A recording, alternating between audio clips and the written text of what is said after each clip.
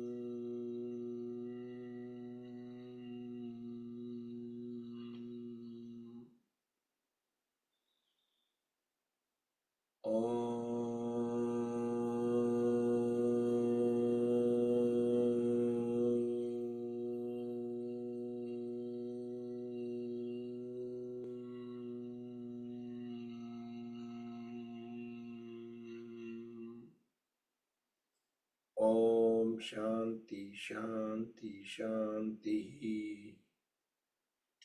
Keep the eyes closed. Join the hands at back of the body. Bow down to the Mother Supreme Earth. Raise both hands up over the body toward the ceiling. Inhale, come back up. Rub the palms against each other. Make them warm. Generate Urja. Let's warm hands all over the face. Feel the warm. Open and close eyes few times in dark under the palms. Slowly slide the hands down over the face. Gently open the eyes. And let's start with some light exercise. Sukshma Vyayam.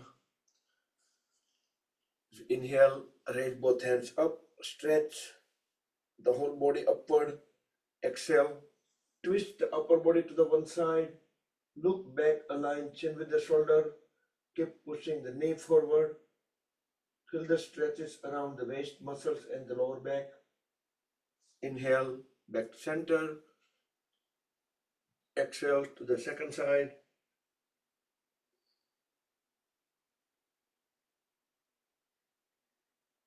Keep the trunk vertical, back straight for the better stretches. Inhale, back to center. One more time, both the sides.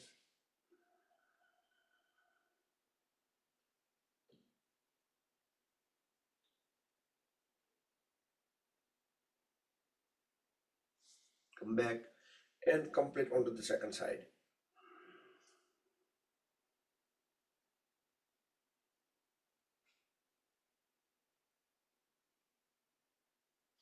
Come back, extend hands sideways, drop the right hand down wherever it reaches on the floor. Inhale, raise the left hand up, stretch the left hand even up towards ceiling.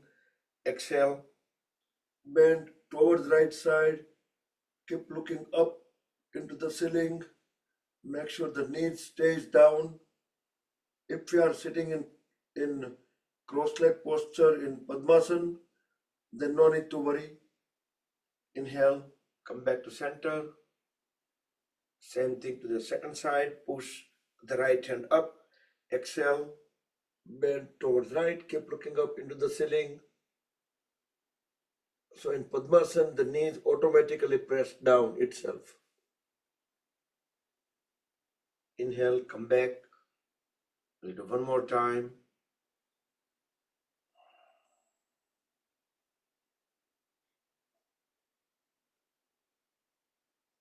Come back and let's complete on the other side.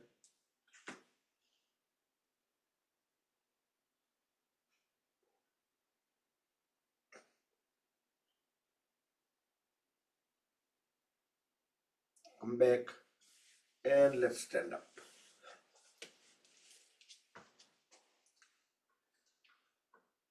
Separate feet 2 to 3 feet apart. Extend both hands sideways. Deep inhale. As we exhale, bend towards one side. So one hand go into the floor, another hand go into the ceiling. Look up into the ceiling through the palm. Inhale, back to center. Exhale to the second side.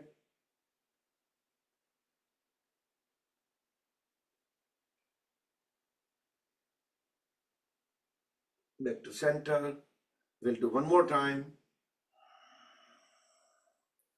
Can bend little further, but the arm which is up and trunk, they will line up.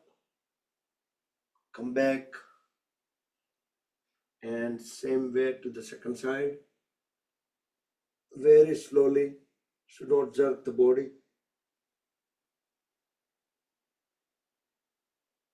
Come back and separate the feet at the farthest. Try to keep the knees straight. Again, extend both hands sideways, turn the palms 90 degree up. Now turn the upper body 90 degree toward the right. Deep inhale. As we deep exhale, bend down. Try to bend from the lower back. Both palms will remain at the same level as shoulders, as low as possible. Inhale, come back to the second side. Exhale, bend down.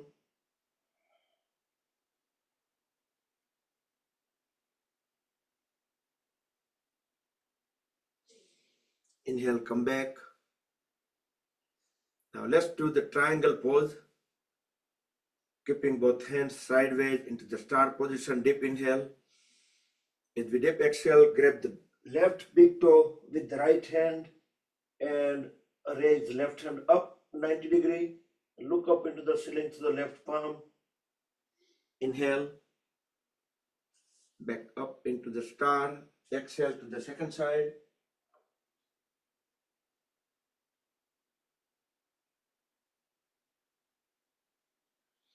Inhale, come back. We'll do one more time, the same pose.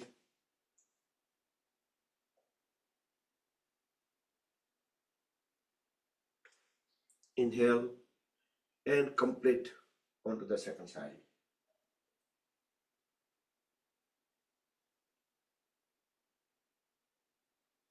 Come back and let's move in front of the mat.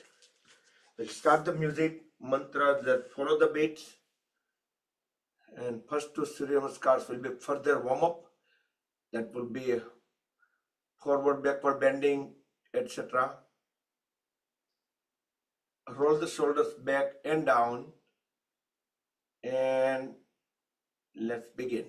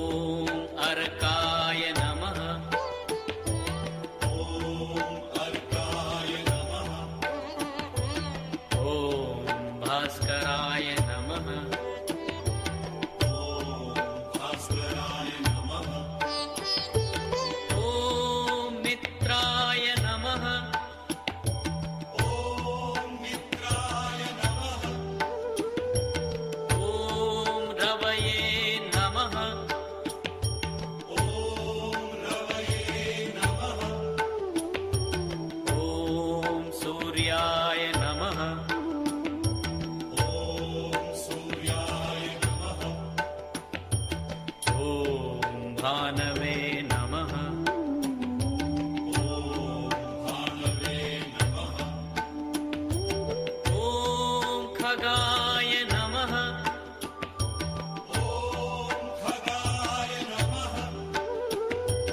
ॐ पूष्णे नमः।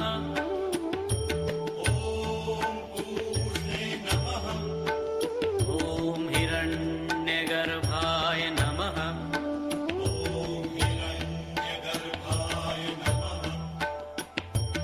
ॐ मरीचये नमः।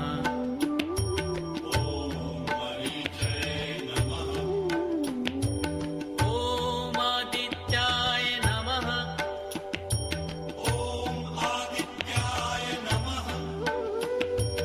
ॐ सवित्रे नमः।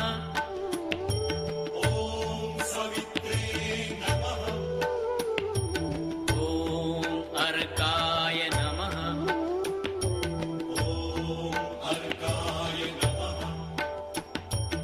ॐ भास्कराय नमः।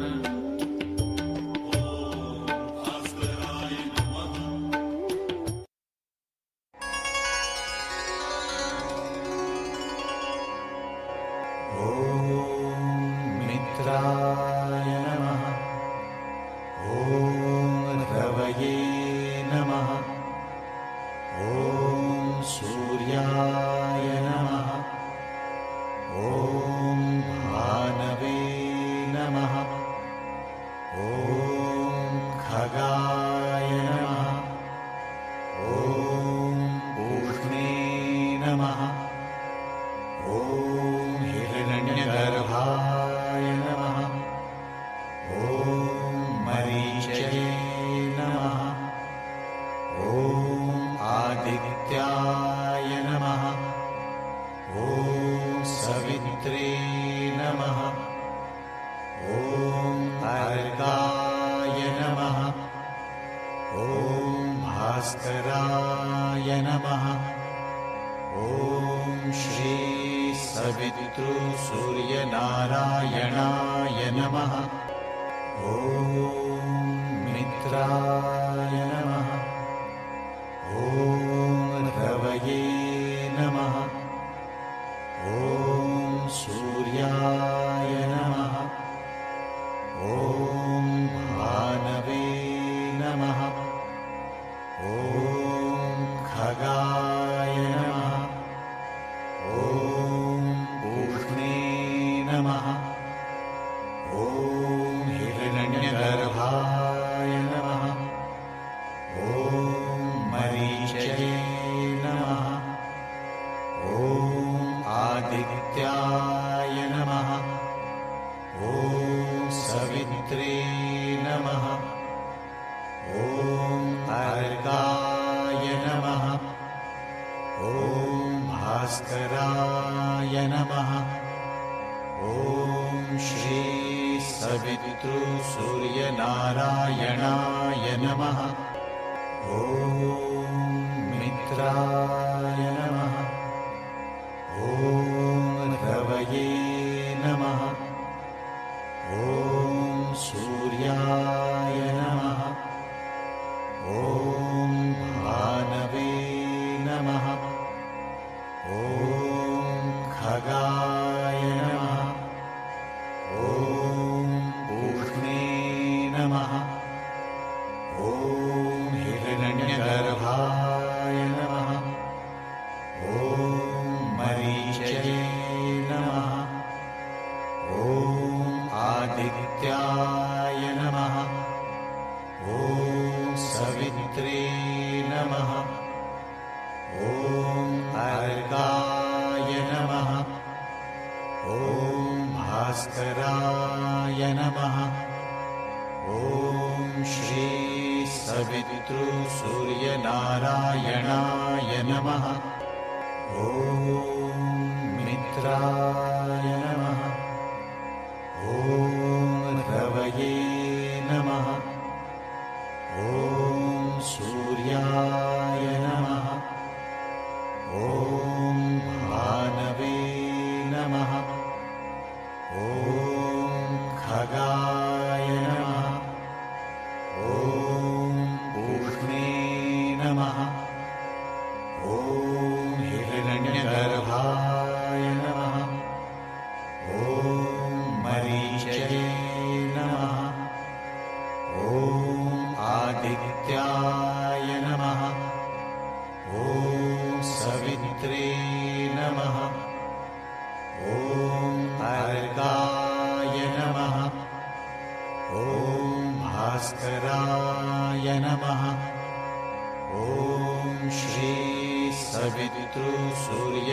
नारायणाय नमः। ॐ मित्राय नमः। ॐ रवये नमः। ॐ सूर्याय नमः। ॐ भानवे नमः। ॐ खगाय नमः। ॐ पूष्णे नमः। ॐ हिरण्यगर्भाय नमः। ॐ मरीचये नमः। ॐ आदित्याय नमः।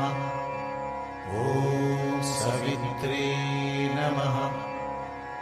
ॐ अर्काय नमः। ॐ भास्कराय नमः। ॐ श्री सवितृसूर्यनारायणाय नमः।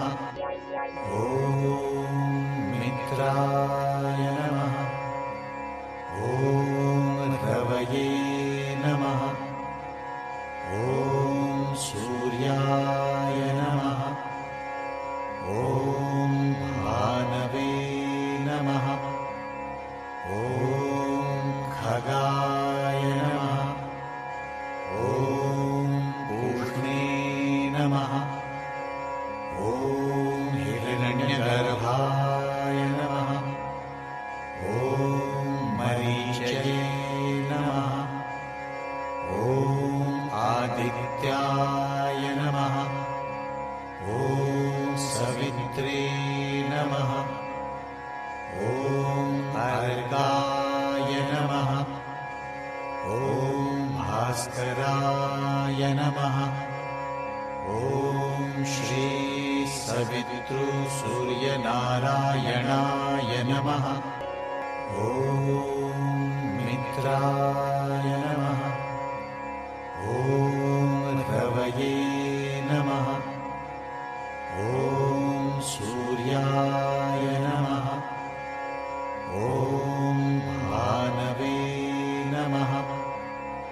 ॐ खगाय नमः। ॐ पूष्णे नमः। ॐ हिरण्यगर्भाय नमः। ॐ मरीचये नमः।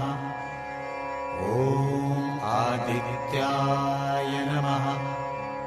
ॐ सवित्रे नमः। ॐ अर्काय नमः। ॐ भास्कराय नमः। ॐ श्री सवितृसूर्यनारायणाय नमः। ॐ मित्राय नमः। ॐ रवये नमः। ॐ सूर्याय नमः। ॐ भानवे नमः। ॐ खगाय नमः। ॐ पूष्णे नमः। ॐ हिरण्यगर्भाय नमः। ॐ मरीचये नमः। ॐ आदित्याय नमः। ॐ सवित्रे नमः। ॐ अर्काय नमः। ॐ भास्कराय नमः। ॐ श्री सवितृसूर्यनारायणाय नमः। ॐ मित्राय नमः। ॐ रवये नमः। ॐ सूर्याय नमः। ॐ भानवे नमः। ॐ खगाय नमः। ॐ पूष्णे नमः। ॐ हिरण्यगर्भाय नमः। ॐ मरीचये नमः। ॐ आदित्याय नमः।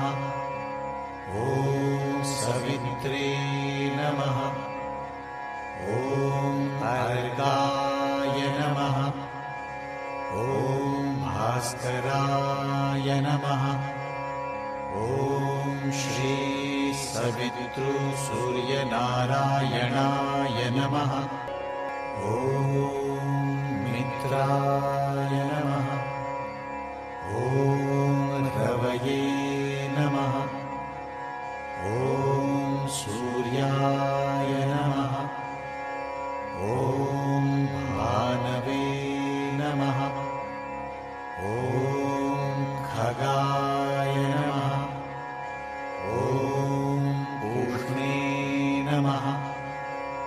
ॐ हिरण्यगर्भाय नमः। ॐ मरीचये नमः। ॐ आदित्याय नमः। ॐ सवित्रे नमः। ॐ अर्गाय नमः। ॐ भास्कराय नमः। ॐ श्री सवितृसूर्यनारायणाय नमः। ॐ मित्राय नमः। ॐ रवये नमः। ॐ सूर्याय नमः। ॐ भानवे नमः। ॐ खगाय नमः। ॐ पूष्णे नमः। ॐ हिरण्यगर्भाय नमः। ॐ मरीचये नमः। ॐ आदित्याय नमः। ॐ सवित्रे नमः। ॐ अर्गाय नमः। ॐ भास्कराय नमः। ॐ श्री सवितृसूर्यनारायणाय नमः। ॐ मित्राय नमः। ॐ रवये नमः। ॐ सूर्याय नमः। ॐ भानवे नमः। ॐ खगाय नमः। ॐ पूष्णे नमः। ॐ हिरण्यगर्भाय नमः। ॐ मरीचये नमः। ॐ आदित्याय नमः। ॐ सवित्रे नमः। ॐ अर्गाय नमः। ॐ भास्कराय नमः। ॐ श्री सवितृसूर्यनारायणाय नमः। ॐ मित्राय नमः। ॐ रवये नमः। ॐ सूर्याय नमः। ॐ भानवे नमः। ॐ खगाय नमः।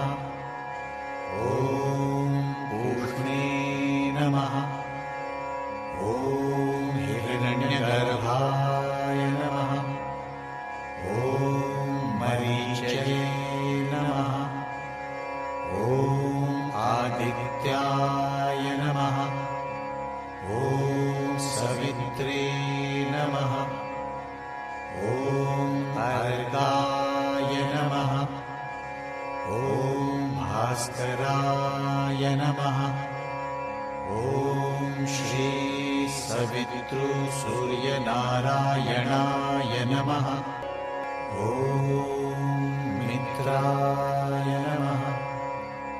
ॐ रवये नमः। ॐ सूर्याय नमः।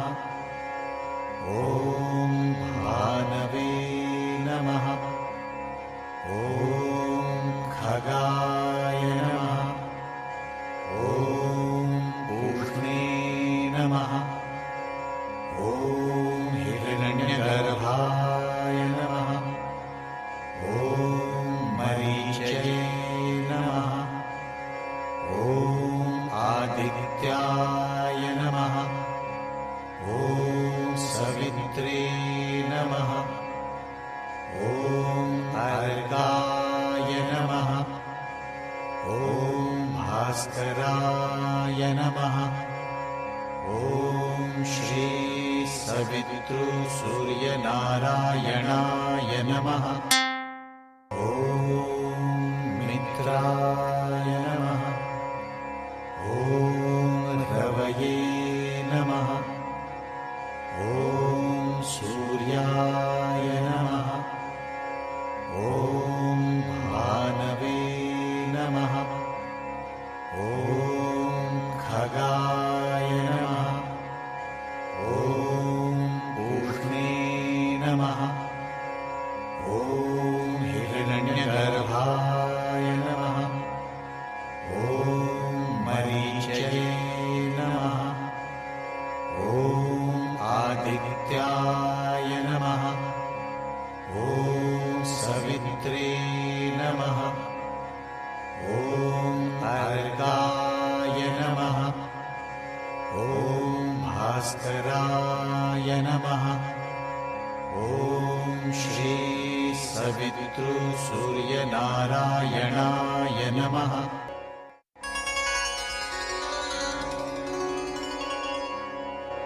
ॐ मित्राय नमः। ॐ रवये नमः। ॐ सूर्याय नमः। ॐ भानवे नमः। ॐ खगाय नमः। ॐ पूष्णे नमः। ॐ हिरण्यगर्भाय नमः। ॐ मरीचये नमः। ॐ आदित्याय नमः। ॐ सवित्रे नमः। ॐ अर्काय नमः। ॐ भास्कराय नमः। ॐ श्री सवितृसूर्यनारायणाय नमः। ॐ मित्राय नमः। ॐ रवये नमः। ॐ सूर्याय नमः। ॐ भानवे नमः। ॐ खगाय नमः। ॐ पूष्णे नमः। ॐ हिरण्यगर्भाय नमः। ॐ मरीचये नमः। ॐ आदित्याय नमः। ॐ सवित्रे नमः। ॐ अर्काय नमः। ॐ भास्कराय नमः। ॐ श्री सवितृसूर्यनारायणाय नमः। ॐ मित्राय नमः। ॐ रवये नमः। ॐ सूर्याय नमः। ॐ भानवे नमः। ॐ खगाय नमः। ॐ पूष्णे नमः। ॐ हिरण्यगर्भाय नमः। ॐ मरीचये नमः। ॐ आदित्याय नमः। ॐ सवित्रे नमः। ॐ अर्काय नमः। ॐ भास्कराय नमः। ॐ श्री सवितृसूर्यनारायणाय नमः। ॐ मित्राय नमः। ॐ रवये नमः। ॐ सूर्याय नमः। ॐ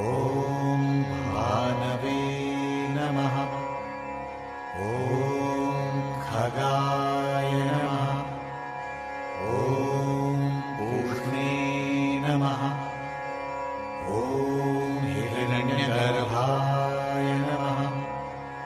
ॐ मरीचये नमः। ॐ आदित्याय नमः। ॐ सवित्रे नमः। ॐ अर्काय नमः। ॐ भास्कराय नमः। ॐ श्री सवितृसूर्यनारायणाय नमः। ॐ मित्राय नमः। ॐ रवये नमः।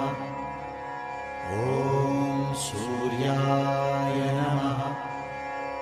ॐ भानवे नमः। ॐ खगाय नमः। ॐ पूष्णे नमः। ॐ हिरण्यगर्भाय नमः। ॐ मरीचये नमः। ॐ आदित्याय नमः। ॐ सवित्रे नमः। ॐ अर्काय नमः। ॐ भास्कराय नमः। ॐ श्री सवितृसूर्यनारायणाय नमः। ॐ मित्राय नमः। ॐ रवये नमः। ॐ सूर्याय नमः। ॐ भानवे नमः। ॐ खगाय नमः। ॐ पूष्णे नमः। ॐ हिरण्यगर्भाय नमः। ॐ मरीचये नमः। ॐ आदित्याय नमः। ॐ सवित्रे नमः। ॐ अर्काय नमः।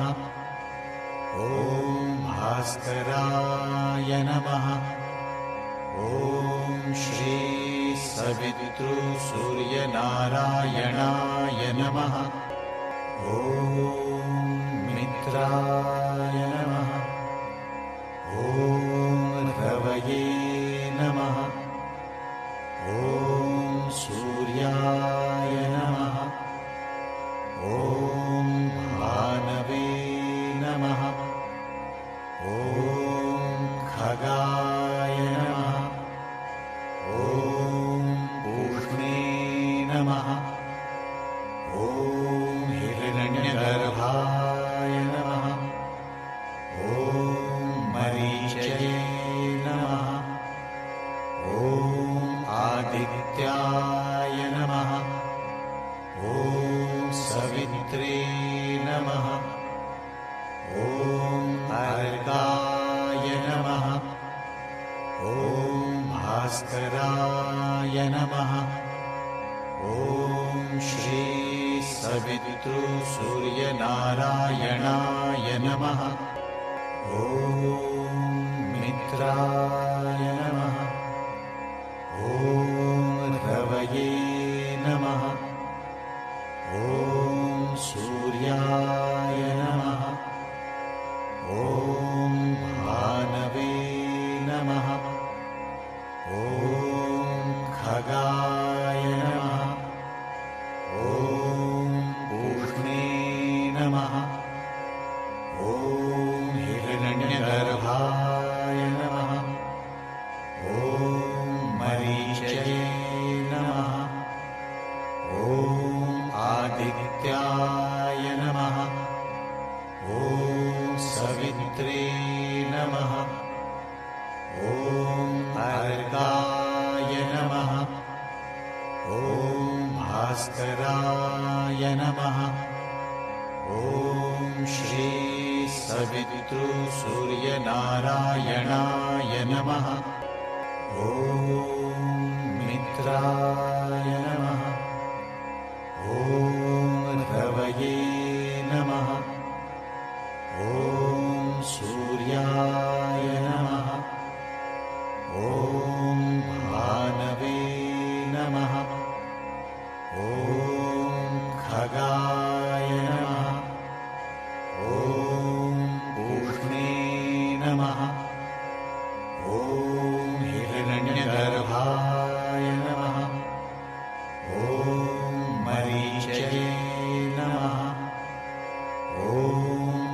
आदित्याय नमः।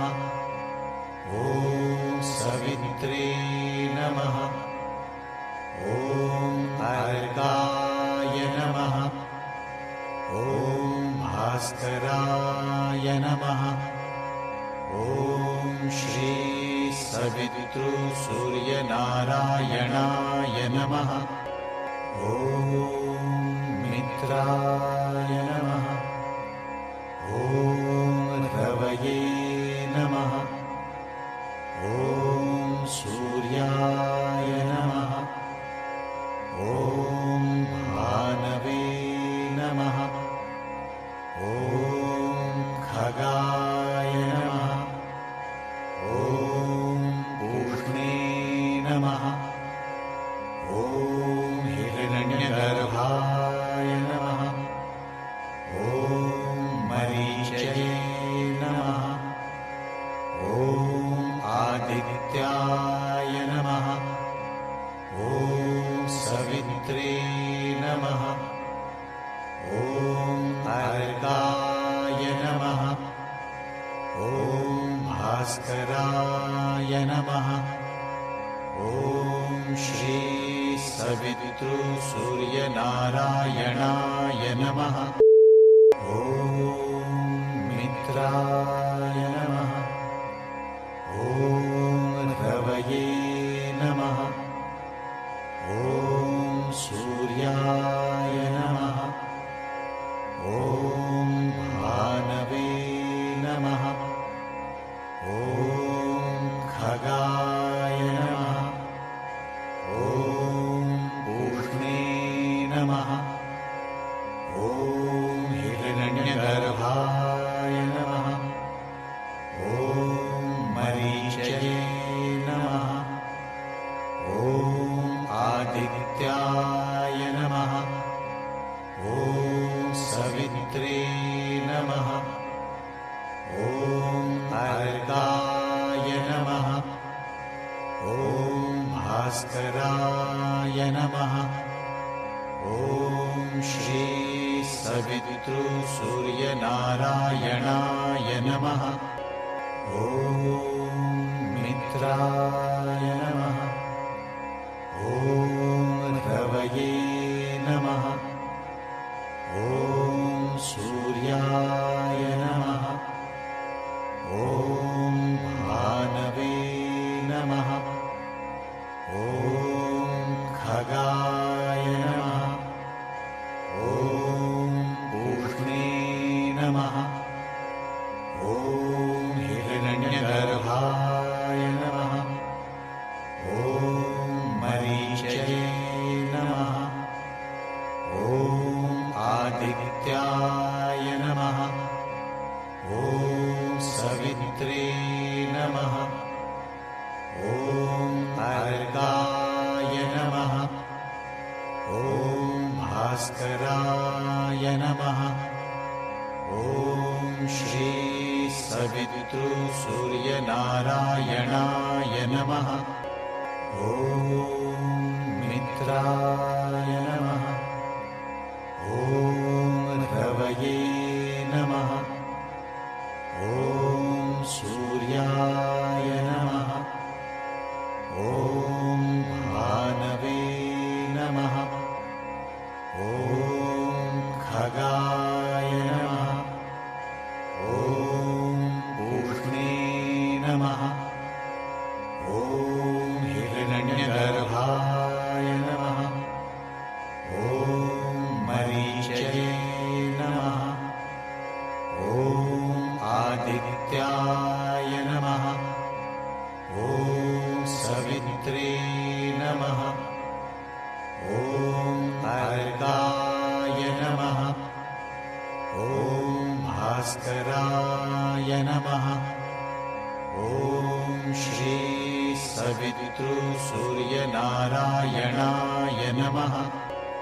ॐ मित्राय नमः।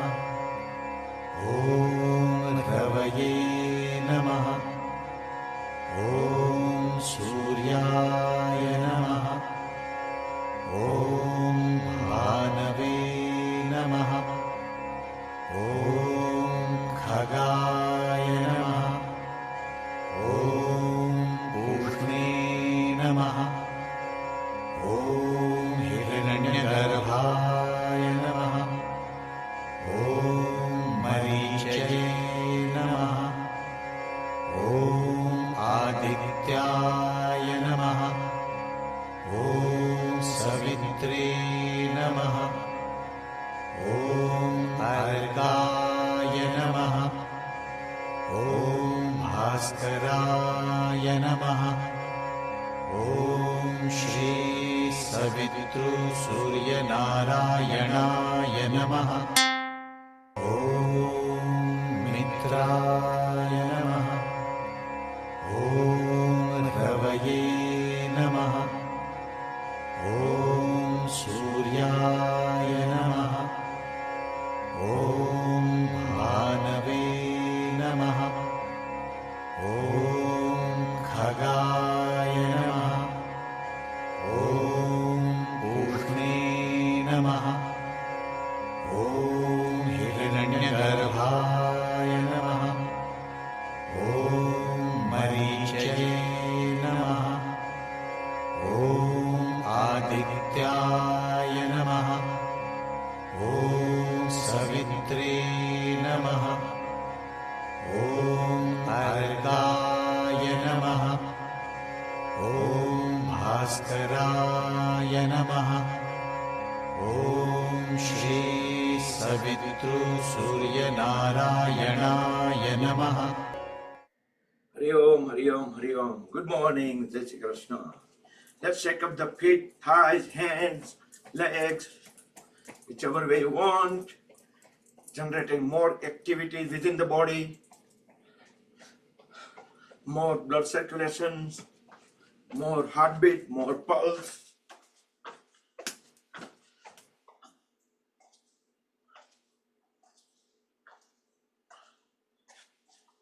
And more relaxation. Let's lay down in Shavasana. Completely still the body. Close the eyes. Deep inhale, deep exhale few times. Then let them become natural, normal. Let all the body parts, muscles, joints be on their own, on the gravity. Feel the body weight and see how the weight is transferring to the floor.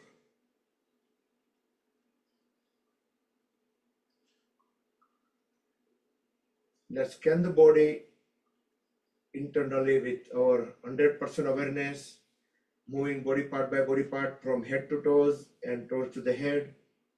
At each part, we try to pay attention on any kind of relaxation, sensations, vibrations, heartbeat, pulses, anything, everything, whatever we can feel for 3 full minutes.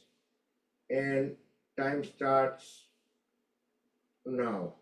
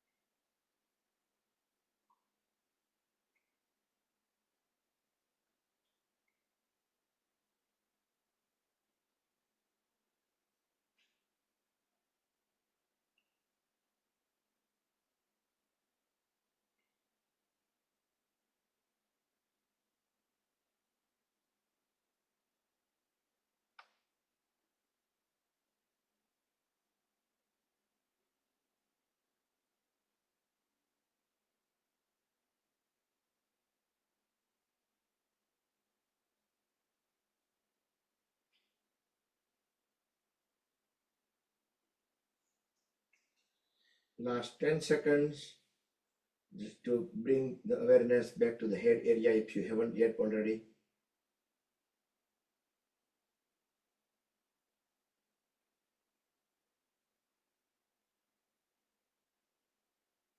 Bring feet together, wiggle the toes, move them onto side by side. Turn the head onto both the sides few times. Touch the head. And then give body a big stretch. Yastikasana, stick pose, full stretch. Push the hands into one direction and toes into opposite direction. Full stretch, stretch, stretch, stretch, and relax. Bring both hands sideways, palms facing down, fold at the knees, heels at the hips. Deep inhale. As we deep exhale, drop both knees together on the floor towards left. Turn the head towards right. Push the palms into the floor and feel some good twist at the spine. Inhale, back to center. Exhale to the other side, both knees together on the floor towards right, head towards left. Push the palms in the floor and feel the stretches. Inhale, back to center again. Let's do one more time, both the sides.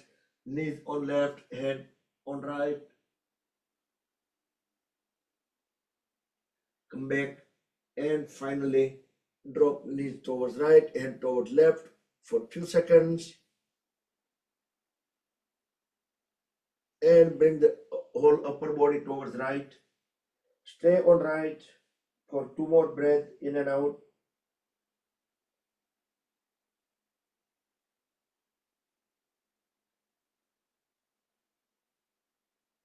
And gently with the help of the elbows and palms, bring the body into any comfortable sitting posture. Continue with closed eyes. We will do a minute of cooling pranayam. So we'll do Chandra Bhedan. Bring the right hand into Vishnu Mudra. Roll first 2 fingertips into root of thumb. Using the right thumb and right ring fingertip, block, unblock the nostrils. Deep inhale on left. Deep exhale on right.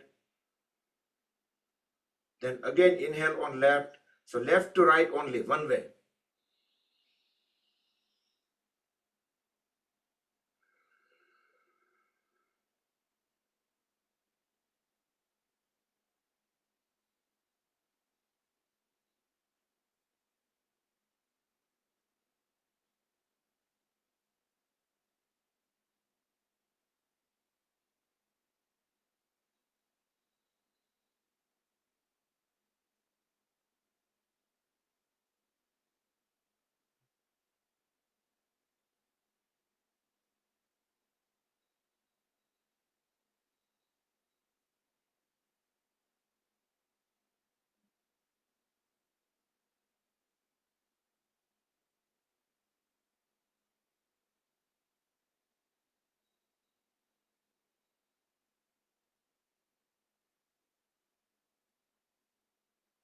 Complete the round.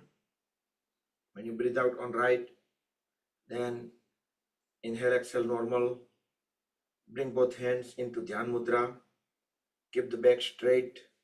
Relax shoulders. Deep inhale and we will chant one long Omkar. Feel the vibrations.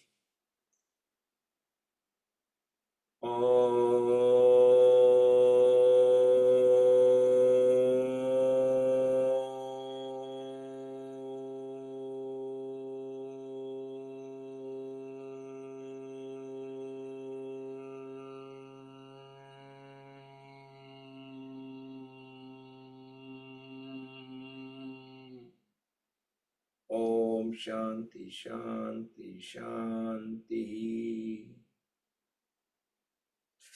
Rub the palms against each other.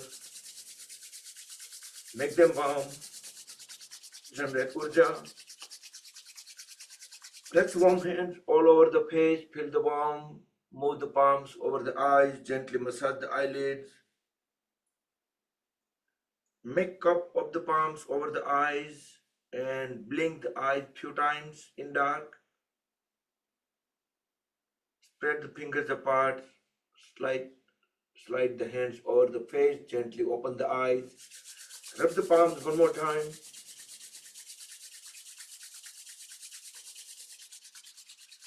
Place them on top of the head, back of the head, neck, shoulders, arms, trunk, legs, back, throughout the body to spread the energy within.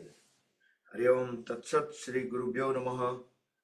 Good morning, Jai Shri Krishna, and happy Thursday, everybody.